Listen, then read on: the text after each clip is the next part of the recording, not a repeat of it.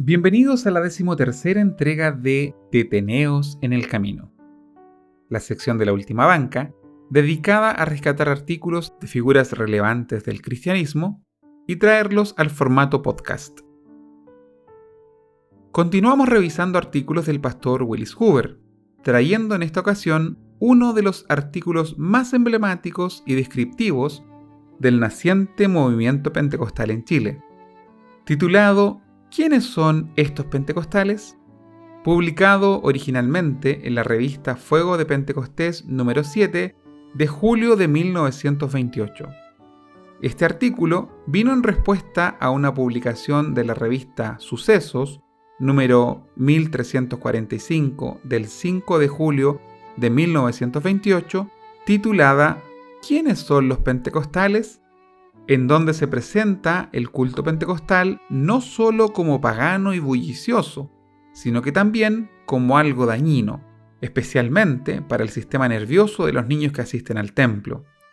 El artículo también critica de forma velada la libertad de culto consagrada solo 3 años antes en la Constitución de 1925, que permitió que cultos como el pentecostal pudieran existir.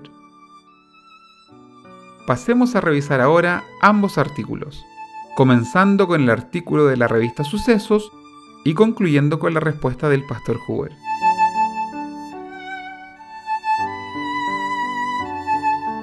Valparaíso ha tenido un pequeño incidente lugareño. La autoridad sanitaria observó que los ritos de los pentecostales excitaban el sistema nervioso de los asiduos a ese culto protestante. Gritos desgarradores, espasmos, contorsiones, llantos clamorosos y hasta manifestaciones epilépticas se desarrollaban en el templo pentecostal durante la celebración de los ritos a que asisten hasta menores de edad.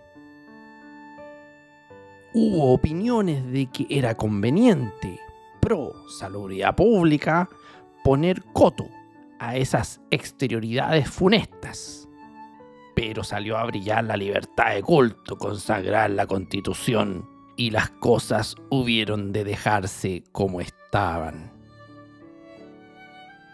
Los pentecostales reabrieron su templo de la calle Retamo y han vuelto a él más bulliciosos, si se quiere, como si trataran de satisfacer a sus manes y divinidades por el tiempo que se dudó de la sinceridad de su fe.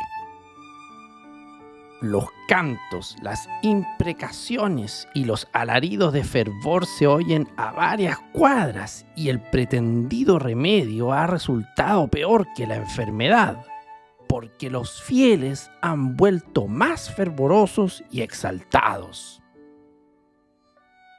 Un conocido facultativo con el cual conversamos de estas cosas nos decía que en muchos ritos ocurrían estos fenómenos que eran causados por la impresión nerviosa que ejerce el fervorismo sobre ciertos espíritus, como suele acontecer hasta a los artistas, que a veces tanto se identifican con su papel, que sufren verdaderos ataques nerviosos cuando los representan, y sin que les sobrevenga aversión, sino al contrario, mayor pasión por su rol dramático.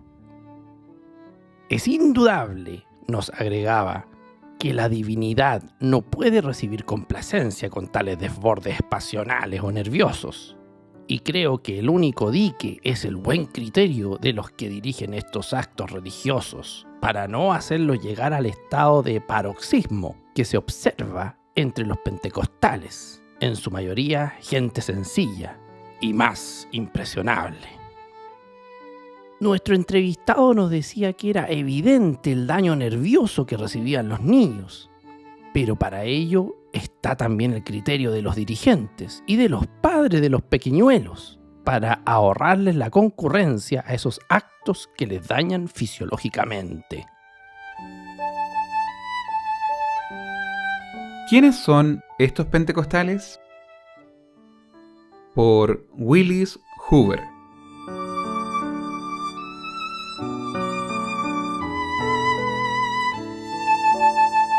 Nota del autor. Debido a los denuncios publicados en los diarios contra la Iglesia Pentecostal en Valparaíso, el médico sanitario pidió del pastor una nota que explicara el régimen de esa iglesia.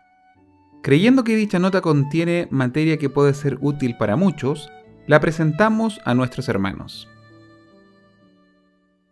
Después que Jesús ascendió al cielo, por lo cual se celebra el día de la Ascensión, los discípulos volvieron a Jerusalén. Y las Sagradas Escrituras dicen que todos estos perseveraban unánimes en oración y ruego, con las mujeres y con María, la madre de Jesús, y con sus hermanos. Y como se cumplieron los días de Pentecostés, estaban todos unánimes juntos. Y de repente vino un estruendo del cielo como un viento recio que corría, el cual hinchó toda la casa donde estaban sentados, y fueron todos llenos del Espíritu Santo, y comenzaron a hablar en otras lenguas, como el Espíritu les daba que hablasen. La gente en general estaban todos atónitos y perplejos, diciendo los unos a los otros: ¿qué quiere ser esto? Mas otros, burlándose, decían: que están llenos de mosto. Entonces Pedro hablóles diciendo: estos no son borrachos, mas esto es lo que fue dicho por el profeta Joel. Y será en los postreros días, dice Dios, derramaré de mi espíritu sobre toda carne, y vuestros hijos y vuestras hijas profetizarán, y vuestros mancebos verán visiones, y vuestros viejos soñarán sueños. Y de cierto sobre mis siervos y sobre mis siervas en aquellos días derramaré de mi espíritu. Esos apóstoles y discípulos, con María, la madre de Jesús, eran los primeros pentecostales. Durante los siglos hasta hoy, la Iglesia registra en distintas épocas grupos de personas que pasaron por una experiencia parecida. Desde 1900, en los Estados Unidos, comenzaron en distintas partes estas mismas manifestaciones, y se ha extendido por todo el mundo, de tal manera que en la India, en la China, en África, en Inglaterra, en Noruega, en Alemania, etc., hay muchas iglesias pentecostales. En el año 1907, desde la India llegó a Valparaíso la noticia de esas cosas, y examinando las Escrituras y hallando las promesas, la Congregación Metodista Episcopal, pidiendo a Dios en oración, también recibió ese bautismo del Espíritu Santo. Por no querer algunos ser objetos de la burla y la crítica que siempre lo acompaña, resultó que los que lo recibieron y creían en él salieron de la Iglesia Metodista Episcopal y formaron la Iglesia Pentecostal. Esa separación ocurrió en 1910, y desde entonces hasta la fecha esta iglesia ha funcionado en Valparaíso y se ha extendido por todo Chile hasta Punta Arenas, contando actualmente en sus filas con más de 100 congregaciones y muchos miles de adeptos. En el mismo principio, el movimiento causó tanta extrañeza que al templo en la calle Olivar, donde originó, venía la gente en multitudes para ver, algunos para criticar y oponerse, y otros para quedarse. Las autoridades tomaron carta en el asunto. Vinieron comisionados, jueces, alcaldes, médicos, y examinaron con mucha minuciosidad en todo. El pastor fue llevado ante el juez, ante el promotor fiscal y ante el médico de la ciudad. Todos esos personajes reconocieron lo extraño que era la obra, pero no hallaron ninguna cosa que condenar. Muchos hombres de malos antecedentes se convirtieron, en especial uno que, creyendo por la bulla que era un remate, había entrado con un compañero para robar. Salió convertido, botó sus ganzúas, fue a Santiago y se entregó a la justicia por una causa que le estaba pendiente. El jefe de la sección de seguridad se puso decididamente a favor de la obra, y como evidencia de esto, el pastor tiene en su poder el retrato de un hombre que el señor jefe le regaló, haciéndole desaparecer de la afiliación. En los 18 años, la iglesia ha ocupado varios galpones viejos. En San José, más de un año. en Almirante Barroso 3 años, en Avenida Argentina 2 años. Y ya se va terminando 9 años en su templo propio en la calle Retamo 557-561. Si se toca cuestión de higiene, en esos galpones casi inhumanos, sí, habría habido algún motivo para protestar. Pero el templo actual, que también era un galpón viejo, ha sido reformado con toda consideración a la higiene. Tiene una grande claraboya con ventilación en la parte más adentro y otra más cerca de la entrada. Hay 3 grandes puertas, cada una con su tragaluz a bisagrada, y en la galería, arriba de la entrada, hay 2 ventanas más. ¿Cuál es el fin que persiguen los pentecostales? El fin que persiguen es hacer notorio a todo el mundo el amor de Dios para con el pecador y la provisión que ha hecho para su salvación, y persuadirle a que acepte esa salvación, y una vez aceptada, guiar al hombre en el buen camino. ¿Cuál es su régimen? Su régimen es usar todo medio señalado en la palabra de Dios como conducente a este fin, como sean la predicación, los testimonios de los salvados y la oración, en la siguiente manera. En el templo de la calle Retamo se celebran 2 reuniones generales de predicación en la semana, en las noches de domingo y jueves de 8 a 10 más o menos, y una de estudio bíblico el domingo a las 10 a.m.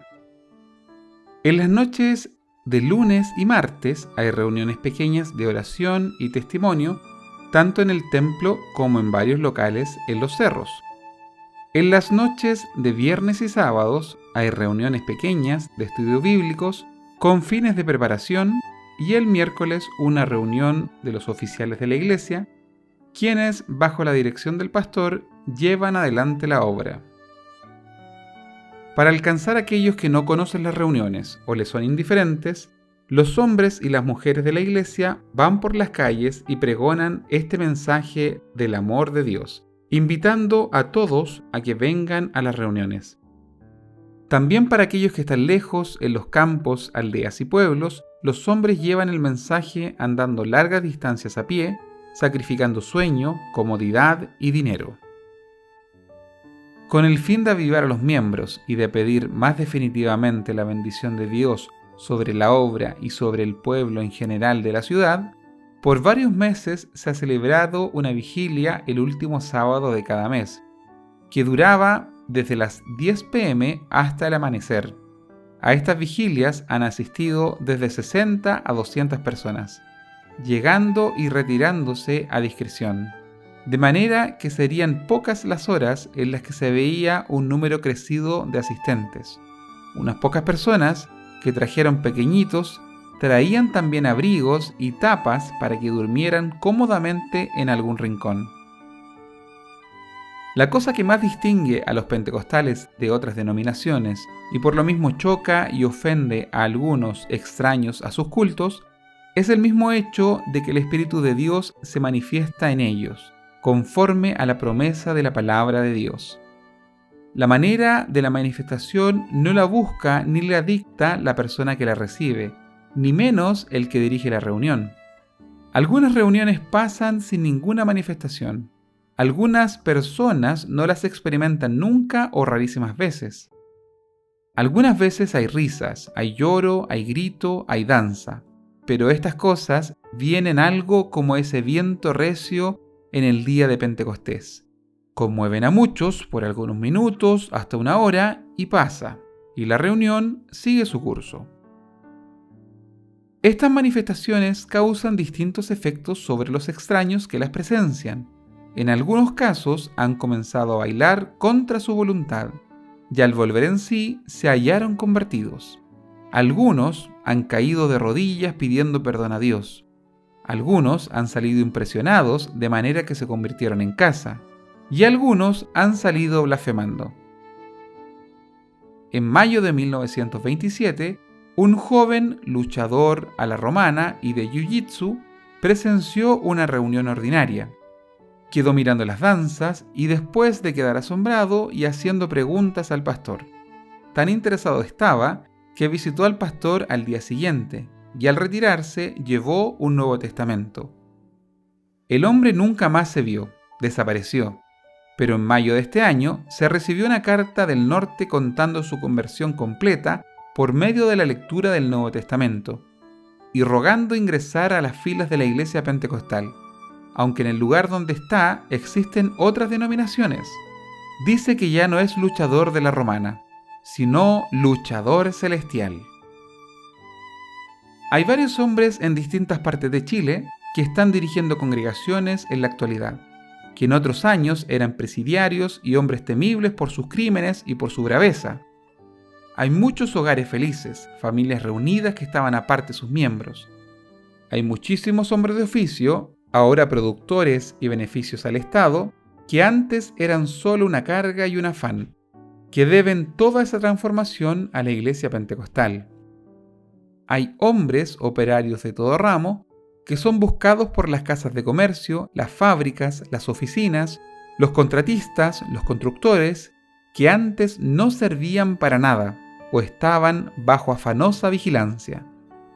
Hay siempre pedidos a la iglesia buscando mujeres para las casas de distintas capacidades, llaveras de confianza, cocineras, sirvientas de mano, etc. Se puede mencionar a algunas personas que, después de conocer de cerca la obra pentecostal, se han manifestado muy favorablemente a ella, como son el señor Juez Ibar, Dr. Manterola, el señor Carlos Álamo, en un tiempo jefe de la sección de seguridad, el señor Lira, también de esa sección, el señor Roberto Crichton, exalcalde y actual agente de aduana, y otros personajes cuyos nombres no eran conocidos. Higiene y moral. Sobre la cuestión higiene, en la que se pone énfasis, se puede decir, ya se ha explicado, que el templo de la calle Retamo no es sin ventilación, ni mal ventilado, como puede comprobar cualquiera que lo quiera visitar. Las más grandes concurrencias ordinarias no pasan de 500 a 600 personas, y por un tiempo de 1 o 2 horas, terminando cuando los teatros recién entran en función. Últimamente se ha habilitado otro templo en el Cerro Larraín, el que en las reuniones mayores comparte la asistencia con el de Retamo.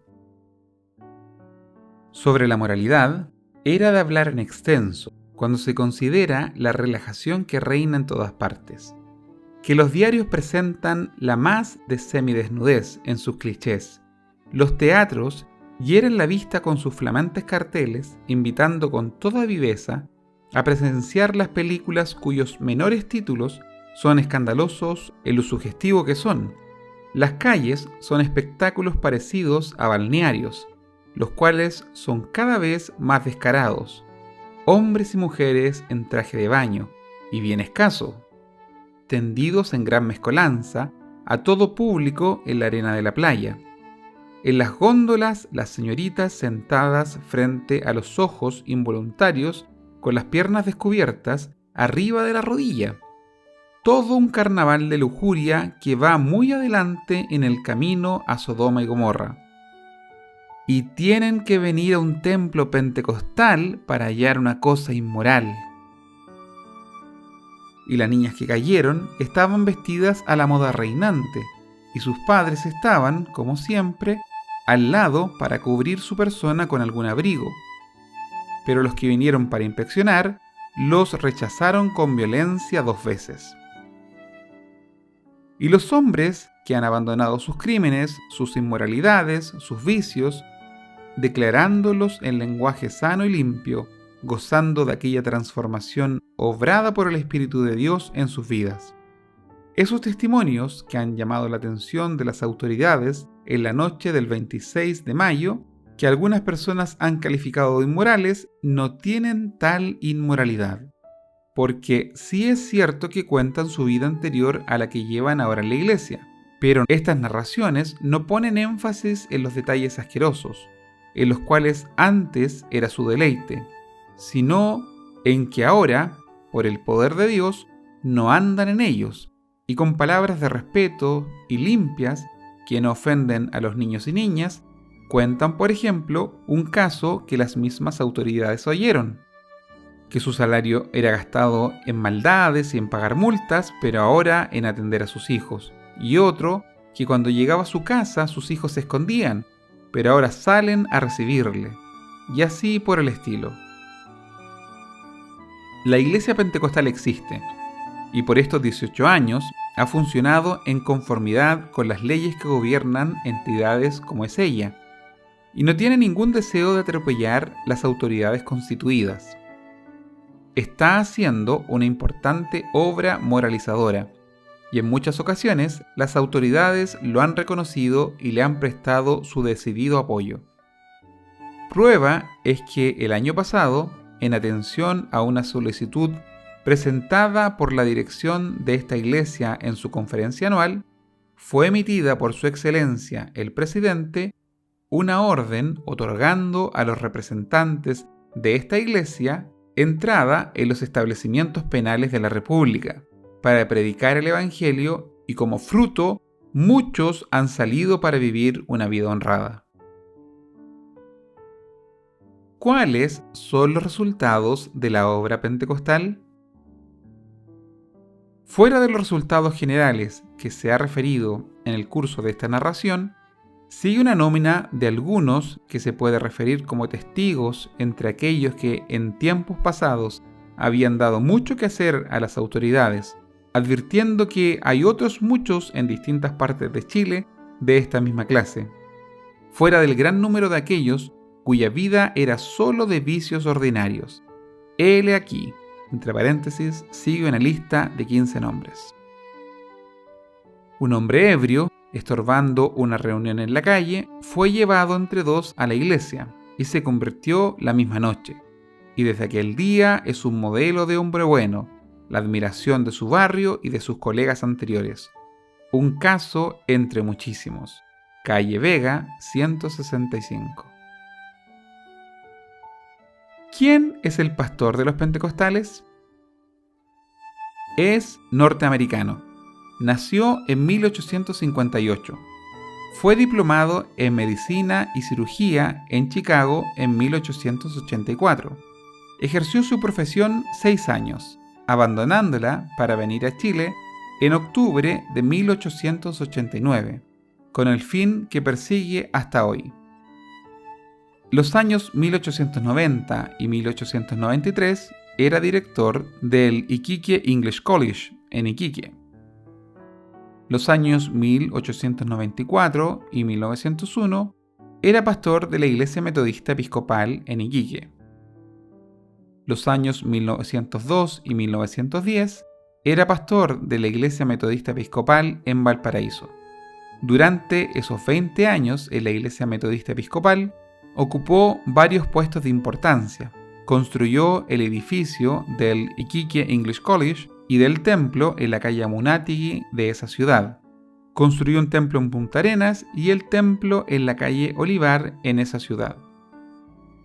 En el año 1910, cuando los miembros de esta iglesia se separaban de la Iglesia Metodista Episcopal, viendo las críticas que pesaban sobre el pastor, de parte de sus colegas y superiores, a causa de esta obra extraña, le invitaron a ser pastor de ellos, a lo que accedió y presentó su renuncia a su iglesia anterior.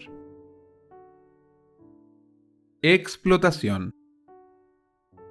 El pastor vino a Chile a la edad de 31 años, dejando una próspera vida profesional. Ha consagrado 39 años a la obra de la regeneración de los hombres en Chile. Vino en compañía de su joven esposa, casi novia, quien dio toda su vida también en Chile, volviendo enferma a su tierra con su esposo enfermo, solo para dejar sus restos al lado de los de su familia. El pastor, después de casi 2 años de enfermedad, volvió a Chile para continuar su trabajo privado de su compañera esposa. Su presencia aquí ha servido para traer a Chile, en bien de la obra, la suma de $15,000 o más de 120,000 pesos, donados por miembros de su familia. Este dinero ha sido invertido principalmente en la construcción de 2 templos en Valparaíso, uno en la calle Retamo y el otro en el Cerro Larraín, calle Santa Inés. El de Retamo está inscrito en nombre de 2 miembros de la iglesia, y no del pastor como equivocadamente declaró el doctor Macuada, y el otro en nombre del pastor, los 2 provisionalmente y en representación de la iglesia, pendiente la personería jurídica que está en tramitación. Los miembros de su familia también le donaron al pastor una suma de dinero, lo que retiraron de su testamento con ese fin, para la compra de una casa que sirviera para albergue de él y con él de una hija viuda con 5 hijos chilenos. El pastor cuenta con 70 años de edad luego por cumplirse. De estos años, muchos más que la mitad han sido dados para el bien de Chile, habiendo podido ver muchos miles de almas regeneradas para su propio bien y para el del Estado. Podría preguntarse, en las palabras de Jesús a los fariseos, ¿por cuál de estas obras le apedreáis? De paso, se puede decir que si bien sus hijos se educaron en los Estados Unidos, se educaron solos, incluso la hija, ganando su propia vida, trabajando como peón, como mozo, como chofer, en oficinas, en restaurante, en jardín, en fin. De toda manera, menos con un cobre de dinero chileno. ¿Cuál es la dirección de la iglesia? El pastor es tal por la invitación y nombramiento de un cuerpo que se llama una junta de oficiales, que tienen a cargo todos los asuntos materiales de la iglesia, en particular todas las finanzas. Estos perciben todos los dineros que entran en la iglesia y pagan al pastor un sueldo que ellos mismos fijan. Estos también secundan eficazmente la obra espiritual de la iglesia. Las propiedades han sido adquiridas por donación, como arriba se ha dicho, y están en nombre de particulares solo hasta conseguir personería jurídica.